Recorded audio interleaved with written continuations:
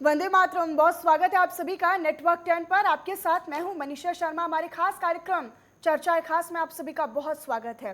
देश के प्रधानमंत्री नरेंद्र मोदी ने जालौन जिले में बुंदेल एक्सप्रेस वे का उद्घाटन किया है। बुंदेलखंड में उन्होंने बुंदेलखंड की गौरवमय परंपरा को एक्सप्रेस वे समर्पित किया है और बुंदेलखंड के जीवन में यह महत्वाकांक्षी योजना चहुमुखी विकास में सहयोग देगी और उसके लिए सहायक होगी।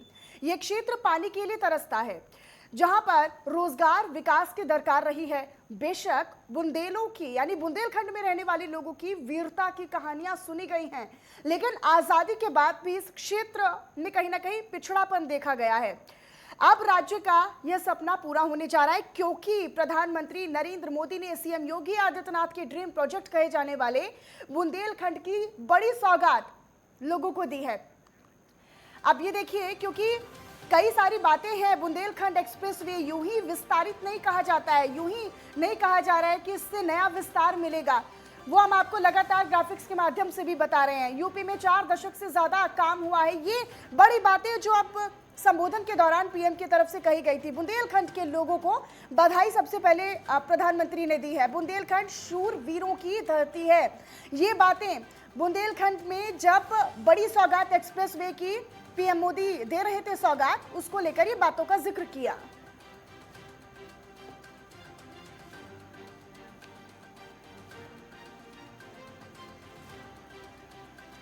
तो आज बड़ी सौगात बुंदेलखंड वासियों को दी गई है और इसी पर आज की हमारी चर्चा रहेगी। हमारे साथ खास मेहमान जुड़ चुके हैं। सबसे पहले आप सभी का तारुफ उनसे करवा देती हूँ। हमारे साथ स्टूडियो में रेखा शर्मा जी, आईआईए के चेयरपर्सन हैं।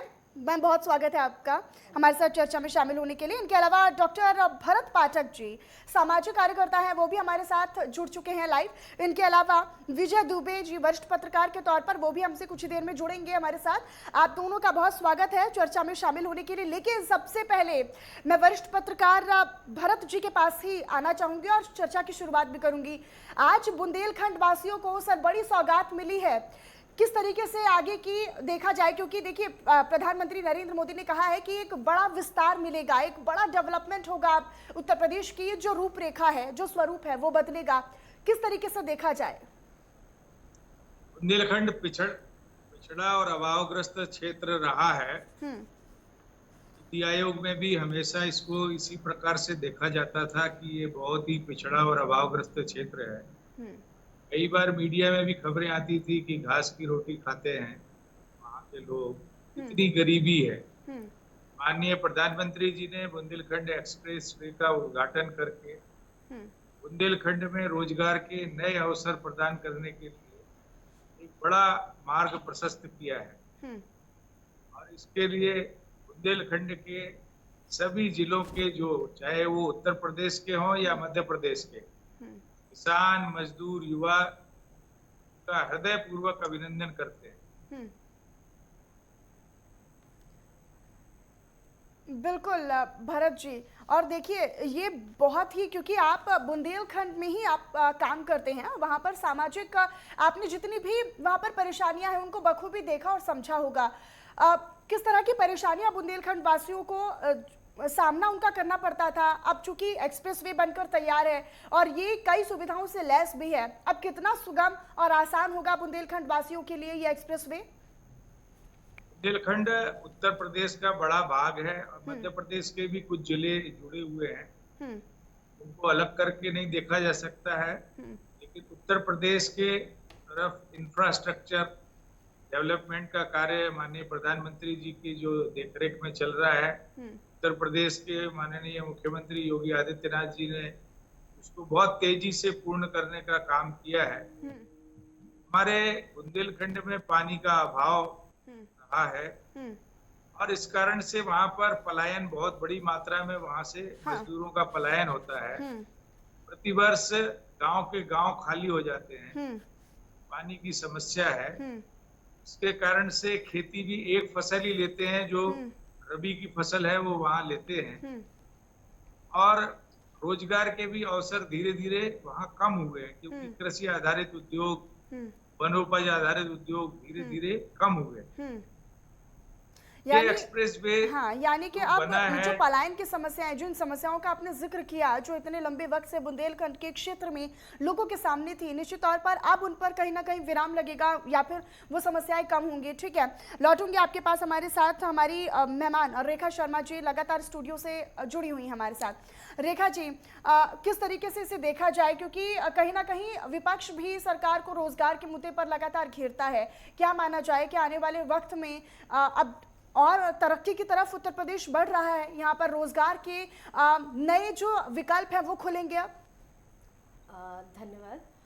देखिए, सबसे पहले तो मैं बहुत बहुत धन्यवाद करना चाहूँगी हमारे माननीय प्रधानमंत्री जी श्री नरेंद्र मोदी जी का, और यूपी के हमारे अपने योगी आदित्यनाथ जी का, जिन्होंने और यूपीडा के श्री अवनीश कुमार अवस्थी जी का, जिन्होंने इस और ध्यान दिया और इस एक्सप्रेस वे को इतनी जल्दी उन्होंने कंप्लीट किया। ये 296, और वो भी कोरोना काल में, जब हम सब लोग अपने घरों में बैठे हुए थे, इस कोरोना काल में उन्होंने इतनी जल्दी इसको पूरा किया। मैं बहुत बहुत धन्यवाद देना चाहूँगी, ना केवल अपनी तरफ से बल्कि पूरे हमारे इंडियन इंडस्ट्रीज एसोसिएशन के हमारे जो 10,000 मेंबर हैं उनकी तरफ से, और उन सब गांव वासियों की तरफ से भी जिनको कि इस एक्सप्रेस वे बनने से फ़ायदा हुआ है। आप जैसे कि जानते हैं, रोड या express way it is what, ये कनेक्टिविटी है। जब आप लोगों को जोड़ेंगे तो उन तक सुविधाएं पहुंचेंगी, और इसका बेनिफिट सीधे सीधे पहुंचने वाला है उद्योगपति को, क्योंकि उद्योगपति सामान तो बना रहा है पर उसका कंजम्पशन करने वाला बंदा है, उस तक अगर वो पहुंच ही नहीं पा रहा, रोड नहीं है, गांव ट्रांसपोर्टेशन पहुंच ही नहीं पा रहा है, तो उद्योगपति के लिए भी एक समस्या रहती है। इसके बनने से कम वहां तक पहुंचेगा। दूसरा, एक हमारे लोगों को भी, हमारे उद्योगपतियों को भी एक नया एरिया जहां पर जाकर वो इंडस्ट्री लगा सकते हैं, ताकि ट्रांसपोर्टेशन के कारण जो परेशानियां होती थी, लॉजिस्टिक की जो परेशानियां होती थी, वो थोड़ी कम होंगी। और मैं बहुत ही खुश हूं कि ये आज हमारे प्रधानमंत्री जी ने हमें सौंपा है, और मैं बहुत उज्जवल इसका उत्तर प्रदेश के, और क्योंकि मैं मध्य प्रदेश को भी बिलोंग करती हूँ, तो मैं दोनों ही राज्यों के एक विकास की ओर जाते हुए देख रही हूँ। बिल्कुल। और रेखा जी देखिए, टैक्स का जो भारी पैसा था कहीं ना कहीं उसमें भी बहुत बचत हुई थी ना, फीसदी लोगों का पैसा बचा है। बुंदेलखंड एक्सप्रेस वे कोरोना काल में जब सब लोग अपने घरों में थे तब इसका निर्माण कार्य जारी था। निश्चित तौर पर एक बड़ी उपलब्धि इसको देखी जाए। जी बिल्कुल। देखिए, ये अगर आपको याद हो तो दिसंबर 2000 में हमारे पूर्व प्रधानमंत्री अटल बिहारी वाजपेयी जी का ये इनिशिएटिव था, प्रधानमंत्री ग्राम सड़क योजना, जिसका कि सीधा उद्देश्य था कि किस तरह से गांवों को सड़कों से जोड़ा जाए। गांवों को सड़कों से जोड़ने का सीधा मतलब है उद्योगों को जोड़ा जाए, विकास को जोड़ा जाए, और लोगों की जीवन स्तर को ऊपर किया जाए। रोजगार मिलेगा, वहाँ के युवा जो वहीं पर रह जाते हैं, जब वहाँ पर उद्योग लगेंगे तो छोटे ही सही, चाहे माइक्रो और स्मॉल इंडस्ट्री। अभी इस बार भारत सरकार ने आजकल MSME पे भी बहुत सारा काम कर रहे हैं, तो छोटे उद्योग धंधे जब बढ़ेंगे तो वहाँ के लोगों को वहीं रोजगार मिलेगा, जिससे कि पलायन भी कम होगा। ठीक, हमारे साथ विजय दुबे जी, वरिष्ठ पत्रकार, भी लाइन अप हो चुके हैं। विजय दुबे जी, आज बड़ी सौगात प्रधानमंत्री नरेंद्र मोदी ने बुंदेलखंड के लोगों को दी है, बुंदेलखंड के क्षेत्र को दी है, और निश्चित तौर पर एक पिछड़ा हुआ क्षेत्र माना जाता था कि यहाँ पर विकास नहीं होता है। लोगों की शिकायतें थी कि यहाँ पर भी कहीं ना कहीं विकास हो, और उसी होप के साथ लोग देखते थे। लेकिन जो dream project CM Yogi Adityanath का, उसकी आज बड़ी सौगात पीएम ने दी है। सबसे पहले किस तरीके से देखा जाए, क्योंकि यहाँ पर पलायन की समस्या, पानी की समस्या भी बनी रही है, अब क्या उस पर रोक लगेगी, विराम लगेगा इन तमाम समस्याओं पर? देखिए परीक्षा जी, होता यह है कि जब भी किसी क्षेत्र को आप एक्सप्रेस वे से जोड़ते हैं तो उसकी कम्युनिकेशन तो बेहतर होती ही है। जैसे कि कहा जा रहा है कि भाई दिल्ली जो है, अगर आप चाहें तो बुंदेलखंड एक्सप्रेस वे से जो है 6 साढ़े 6 घंटे में पहुंच सकते हैं। मतलब एक आपने जो ट्रांसपोर्ट मूवमेंट था उसके लिए जो आवागमन के साधन जिसको कहना चाहिए, अगर आप बेहतर कर दें तो कहीं भी चीजों का ट्रांसपोर्टेशन ऑब्वियसली चालू हो जाता है, मार्केट्स ओपन हो जाती हैं, इलाके में जो भी पैदावार होती है और इलाके में अगर कुछ ऐसी प्रोडक्ट्स हैं अवेलेबल हैं जिनको कि हम ट्रांसपोर्ट करके बाहर के अच्छे बाजारों में बेच सकते हैं, जहाँ कीमत मिल सकती है उनकी, तो वो सब चीजें हो जाती है। दूसरी बात यह है कि आपके क्षेत्र में भी लोगों को आने का, वहाँ अपनी चीजों को बेहतर करने का, नई चीजों को स्टैब्लिश करने का भी चांस मिलता है। अगर बुंदेलखंड का क्षेत्र, बुंदेलखंड एक्सप्रेस वे के खुलने के कारण से वहाँ के लोगों को रोजगार मिले, वहाँ आवागमन बेहतर हो और लोग भी वहाँ बुंदेलखंड में पहुंच सके, तो मैं समझता हूँ कि उसके पिछड़ेपन जो इलाके का, जहाँ पानी की समस्या है और भी बहुत सारी ऐसी चीजें हैं जो कि बुंदेलखंड को काफी पीछे धकेल देती हैं। तो एक स्टेप है, ये पहला कदम है कि मैं कह सकता हूँ, और इससे सुविधा मिलनी चाहिए। कुछ हद तक जो समस्या है उसका समाधान तो हो सकता है, लेकिन पूर्णतः समाधान करने के लिए बुंदेलखंड को अभी और बहुत सारी चीजों की आवश्यकता पड़ेगी। आप बहुत सारी बातें, जैसे आप कह रहे हैं कि पलायन होता है, तो पलायन होने का कोई कारण है ना, पलायन कोई स्वेच्छा से अपना घर नहीं छोड़ना चाहता और दूसरी जगह जाकर के जो अपना घर बार छोड़ के कहीं और नहीं बैठना चाहता। तो ये सब चीजें तभी हो सकती हैं जबकि वहां पे लोगों के पास रोजगार उपलब्ध हो। बिल्कुल भाई, वहां जो टोटल वो है प्रोडक्शन है, उसका इतना प्रोडक्शन नहीं है कि लोग अपने खाने के लिए अपनी उपज से अपना काम चला सकें। तो अल्टीमेटली हमें कैसे मान लें कि जो है उन सारी जगहों पे जो है लोग जाएंगे नहीं बाहर, कामकाज के लिए तो जाना ही पड़ेगा, उनको एम्प्लॉयमेंट चाहिए, रोजी रोटी चाहिए, तो बाहर निकलेंगे ही। तो बुंदेलखंड की जो बेसिक प्रॉब्लम्स है उनकी ओर सरकार को ध्यान देना होगा कि कैसे उसको प्रोडक्टिव बनाया जा सके। इलाके में कुछ ऐसी चीजें, चाहे वो फसल हो, अगर इलाके में जमीन है हमारे पास तो हम अच्छी फसलें ला सकते हैं, वहां पर उनके प्रोडक्शन को। अच्छा विजय जी, आप बात कर रहे हैं कि सरकार को अब इस तरफ ध्यान देना चाहिए कि बुंदेलखंड को भी अब नई तरक्की के रास्ते पर ले जाया जाए, उसको भी विकास के रास्ते पर लिया जाए। निश्चित तौर पर माना जाए कि अब शुरुआत हो चुकी है एक्सप्रेसवे की सौगात अगर दे दी है तो। एक बार दोबारा से कनेक्ट करने की विजय जी से कोशिश करेंगे, संपर्क किसी कारणवश टूट गया है। डॉक्टर भरत पाठक जी, जिस तरीके का हम जिक्र भी कर रहे थे कि जैसे तमाम योजनाएं हैं, एमएसएमई का जिक्र रेखा शर्मा जी ने हमारे साथ किया, इसके अलावा ओडीओपी जैसी योजनाएं हैं, वन डिस्ट्रिक्ट वन प्रोजेक्ट की तहत, लेकिन ये योजनाएं तभी धरातल पर मजबूत और कहीं ना कहीं कारगर साबित होंगी जब ये सही समय पर सही लोगों तक पहुंच पाएंगी। निश्चित तौर पर एक बड़ा जो ट्रांसपोर्टेशन का जो लैक आ रहा था, कहीं ना कहीं जो ट्रांसपोर्टेशन की कमी आ रही थी, अब वो पूरी होगी। उद्योगों के जो रास्ते हैं वो भी अब सुगम होंगे, आसान होंगे, योजनाओं का लाभ भी मिलेगा लोगों को। अब ट्रांसपोर्टेशन की बात है, बुंदेलखंड एक्सप्रेस वे से माननीय प्रधानमंत्री जी ने आज जल की उपलब्धता का भी उल्लेख किया है कि सिंचाई के साधन बढ़ेंगे और बुंदेलखंड में जो बैरन लैंड है, वेस्ट लैंड है, उसको हम कल्टीवेबल लैंड में उपजाऊ बना सकते हैं, अनुपजाऊ जमीन को उपजाऊ बना सकते हैं। हमारे लिए अगर पानी का प्रबंध होता है तो माननीय प्रधानमंत्री जी ने आज अपने उद्बोधन में उल्लेख किया कि सिंचाई का प्रबंध, सिंचाई का क्षेत्रफल जल्दी ही बढ़ने वाला है और उसके लिए अलग अलग व्यवस्थाएं उत्तर प्रदेश की ओर से हो रही हैं। इसमें उन्होंने केन बेतवा लिंक का भी उल्लेख किया। हमारे लिए वहां पर फ्रूट्स के ऑर्चर्ड बनाना, वहां पर जैविक खेती करना, प्राकृतिक खेती करना, और उसको ये बहुत बड़ा सहायता प्रदान करेगा बुंदेलखंड एक्सप्रेस वे। जो भी हमारी फॉरेस्ट प्रोड्यूस होगा, एग्रीकल्चर प्रोड्यूस होगा, फार्म प्रोड्यूस होगा, उसको हम बहुत जल्दी से दिल्ली और दिल्ली के माध्यम से पूरी दुनिया में पहुंचा सकते हैं। तो हमारे यहाँ का जो अरहर की दाल है, उसको जो तैयार की जाती है वर्षा आधारित, तो जो रेनफेड एग्रीकल्चर है, जो वर्षा आधारित खेती है, उस खेती को और खेती में जो इन बातों को बढ़ाया जा सकता है, हम रासायन मुक्त खेती जो करने की बात कर रहे हैं, और वहां पर पलायन करने वाले जो मजदूर हैं, किसान हैं, जिनके पास जमीनें नहीं है, लेकिन अगर हम एक फसल से दो फसल करना शुरू करते हैं तो जो पलायन करने वाले मजदूर हैं उनको घर के घर में काम मिलता है और घर के घर में उनके स्वयं के रोजगार प्रारंभ होंगे, उनके जीवन यापन की व्यवस्था घर के घर में, गांव के गांव में होगी।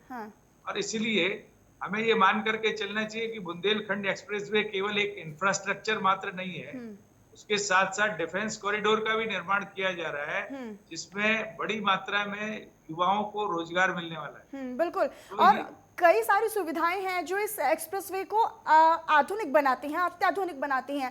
ना केवल बल्कि लेन्स जिस तरीके से इस पर बनाए गए हैं उससे कहीं ना कहीं इसको और ज्यादा विस्तार मिलता है। रेखा जी, जिस तरीके से आप जिक्र भी कर रही थी कि तमाम योजनाएं हैं, एमएसएमई का जिक्र भी आपने किया और ओटीओपी जैसी योजनाएं हैं, अब ये माना जाए कि बुंदेलखंड के जो क्षेत्र थे, जो पीछे थे, जो जिले थे जो पीछे थे विकास की गति में, अब उनको भी और विकास मिलेगा। जो तमाम योजनाएं सरकार की तरफ से चलाई जा रही हैं अब उनको और मजबूती मिलेगी, धरातल पर वो और उतरती नजर आएंगी। देखिए, जब भी हम गांवों की बात करते हैं, उद्योगों की बात करते हैं, खास तौर से जब मैं बुंदेलखंड के इस एरिया को देखती हूँ तो अनडाउटेडली हमको वहाँ पर बहुत काम करने की ज़रूरत है, सरकार को बहुत काम करने की ज़रूरत है और उद्योगों को वहाँ पर लेकर जाने के लिए इंडस्ट्री एसोसिएशन, क्योंकि मैं आईआईए को रिप्रेजेंट करती हूँ तो मैं उससे पीछे नहीं हटूंगी कि इस तरह की योजनाएं सरकार और एसोसिएशन को मिलकर कंबाइंडली काम करना पड़ेगा, वहाँ पर उद्योगों को लेकर जाना पड़ेगा। उसके लिए जैसे अंडर ओडीओपी अभी ही रिसेंटली हमारा एक प्रोग्राम हुआ जिसमें माननीय मंत्री जी सचान जी भी हमारे साथ थे।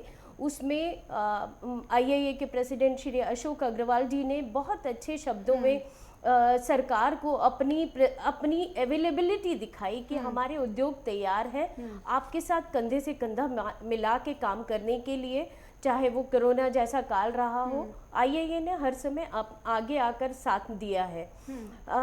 अगर उद्योगों को वहाँ लेकर जाना है तो सरकार को उस पर भी काम करना पड़ेगा। वहाँ के जैसे कि ओडीओपी में हमने अलग अलग डिस्ट्रिक्ट्स में देखा है कि कौन सा प्रोडक्ट कहाँ पर है, उसी तरह से बुंदेलखंड की जो विशेषताएं हैं उन विशेषताओं पे काम करना पड़ेगा पर्टिकुलरली लगकर, और उनको विश्व ना केवल डोमेस्टिक बल्कि वैश्विक बाजार में भी लेकर जाना होगा। लेकिन यानी कि विस्तार की जो शुरुआत है वो हो चुकी है। बिल्कुल। विकास की जो क्षेत्र, जो जिले यहाँ पर पिछड़े हुए थे कभी, अब उनको विकास की गति तक पहुंचाना, उनमें विकास सही तरीके से सही जरूरतमंद लोगों तक पहुंचाना, अब उसकी शुरुआत एक्सप्रेसवे के माध्यम से हो चुकी है। रेखा जी, माना जाए देखिए, जब भी रोड पहुंचती है, रास्ता पहुंचता है तो 50 रास्ते और भी बनते हैं, मेरा ये बहुत स्ट्रांगली मानना है। तो अनडाउटेडली ये जो एक्सप्रेसवे आज मिला है, इसने एक नया अध्याय शुरू कर दिया है प्रगति का। बिल्कुल। और विजय जी, देखिए, लगातार हम इस बात का जिक्र भी कर रहे हैं क्योंकि कई मायनों में, कई पर्सपेक्टिव से हम इसको अगर देखें बुंदेलखंड एक्सप्रेसवे को, तो वो कई पहलुओं में खास है। क्या कुछ वो समस्याएं बुंदेलखंड क्षेत्रों को के सामने रही और अब वो कौन सी समस्याएं हैं जिनका निस्तारण इस बुंदेलखंड एक्सप्रेसवे के माध्यम से अब हो जाएगा? क्या समझ में आता है कितनी वो परेशानियां जो लोग जूझ रहे थे यहाँ से, चाहे वो ट्रांसपोर्टेशन की बात हो या फिर किसानों की खेती की बात हो या फिर योजनाओं की बात हो? देखिए, बुंदेलखंड का जो उत्तर प्रदेश का इलाका है, देखिए बुंदेलखंड जो है उत्तर प्रदेश और मध्य प्रदेश के दोनों ही इलाकों को मिला करके बना है। बुंदेलखंड केवल उत्तर प्रदेश में नहीं है। और अगर आपको ध्यान हो तो खजुराहो जैसा जो है एक पर्यटन स्थल भी जो है वो बिल्कुल बॉर्डर से लगा हुआ है। अगर उत्तर प्रदेश और मध्य प्रदेश का एक बेहतरीन टूरिस्ट पॉइंट आप कह सकते हो।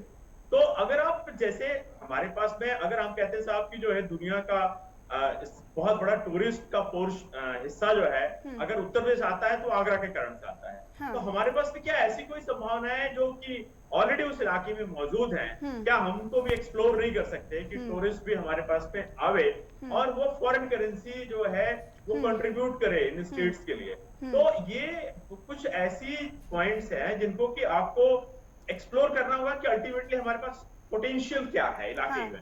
तो इलाके का जो पोटेंशियल है, अगर मान लीजिए लोग कहते हैं साहब कि हमारे यहाँ पान की खेती बहुत बेहतर होती है, तो हमारे यहाँ पान की खेती जो है अगर हो सकती है उस इलाके में तो हमें वो करना चाहिए, क्योंकि वो एक प्रोडक्ट है जो कि मार्केट को सप्लाई होता है और बेसिक प्रोडक्ट है जिसको कि हम अपने लाइफस्टाइल में यूज करते हैं। मेरा कहना ये है कि जो अपॉर्चुनिटीज जो ऐसे प्रोडक्ट हो सकते हैं, ऐसी उपज हो सकती है जो उस इलाके से हम अन्य इलाकों को सप्लाई कर सके, तो वहां के लोगों को बहुत सामान्य तरीके से जैसे वो अपना रहन सहन गुजर बसर करते हैं, उस पे आप एक इनपुट दे देंगे और वो उसको अपने बिजनेस या व्यवसाय के तौर पे इस्तेमाल कर सकते हैं। लेकिन ये सारी जो बातें हैं, ये एक्सप्रेस वे के साथ आपको ऐसी चीजों को जोड़ना होगा जो कि कमर्शियल आउटपुट लोगों को या कमर्शियल ऑप्शन प्रोवाइड करती हैं और व्यावसायिक तौर पे वो उनको इस्तेमाल कर सके।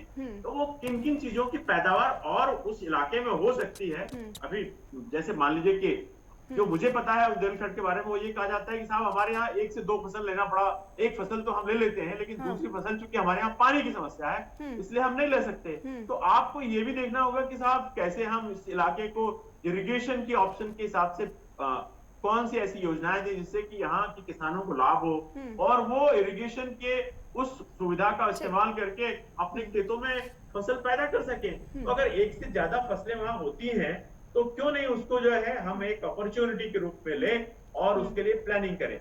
ठीक विजय, सारी जो चीजें हैं ठीक, वो ये कहीं ना कहीं यही बताती हैं कि बुंदेलखंड का जो इलाका है जिसको कि हम पिछड़ा कहते हैं, उनके लिए अगर एक रास्ता खुला है तो उस रास्ते में और ढेर सारे रास्ते जोड़िए जो उनके लिए और सुनहरे अवसर ले। बिल्कुल, जिस तरह का जिक्र रेखा शर्मा जी ने भी किया कि एक रास्ते से कई सारे रास्ते खुलते हैं और कहीं ना कहीं वो सिद्ध होता भी नजर आ रहा है। विजय जी, भरत जी, देखिए अगर हम मुख्य बातों की तरफ अगर हम जाएं, प्रधानमंत्री नरेंद्र मोदी ने जिस तरीके से अपने संबोधन में इस बात का जिक्र किया, अगर हम उनकी बातों को समझे तो उन्होंने कहा कि बीती सरकारों पर भी उन्होंने कहीं ना कहीं निशाना साधा और उन्होंने कहा कि अब रेवड़ी बांटने की जो परंपरा थी अब उसे खत्म किया जाएगा। आत्मनिर्भर बनाने की बात उन्होंने कही, आत्मनिर्भर बनने की बात कही और बुंदेलखंड के युवा आत्मनिर्भर बने, किसान मजदूर युवा महिलाएं आत्मनिर्भर बने। परम श्रद्धेय नानाजी देशमुख जी का मॉडल है, चित्रकूट मॉडल है, उसको उन्होंने देखा है कि गांव-गांव में किस प्रकार से रोजगार खड़े किए जा सकते हैं पानी की व्यवस्था होने के बाद में। पानी की व्यवस्था होगी, हमारी 1 फसल 2 फसल 3 फसलों तक हम जाएंगे।